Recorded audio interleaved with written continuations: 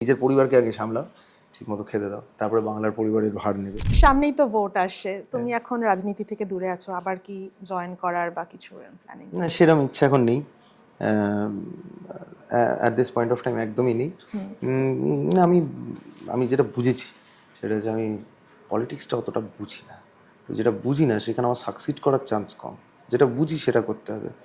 তো সেক্ষেত্রে মানে যে ধরো ফর এক্সাম্পল আমি প্রোডাকশন কোম্পানি খুলেছি, তার 1 বছর আগে থেকে কিন্তু আমি সেটা নিয়ে পড়াশোনা করছি, যে কী হচ্ছে, ওরা তো ওপেনিংস কোথায় কী হতে পারে এইসব নিয়ে পড়ছি বা জানছি। হ্যাঁ, মানুষের সঙ্গে কথা বলছি, কোনো পার্টিতে গিয়ে আমাকে দেখবে যে আলাদা কারোর সঙ্গে কথা বলছি, বোঝার চেষ্টা করছি। And there are numerous people আমাদের Bengal film industry, they are helping me as well, যে বলছে আর কি এইটা ভালো এটা ভালো। আমি অনেকজনের সঙ্গে একই প্রশ্ন করছি, একটু দেখতে যে উত্তরগুলো সেম আসছে কি। তো আমি ওটা নিয়ে পড়াশোনা করেছি বলে আমি করেছি। তো আমি অবভিয়াসলি যদি কোনো দিন করি তাহলে সেটাকে বুঝবো, জানবো, তারপর তাহলে 2021-এ কেন ভাবা হয়েছিল? সে না বুঝে তখন হচ্ছে যেরকম মন্টু পাইলট ইম্যাচিওর ছিল, সৌরভ ইম্যাচিওর। আচ্ছা, এখন তাহলে ম্যাচিউর হয়ে গেছে।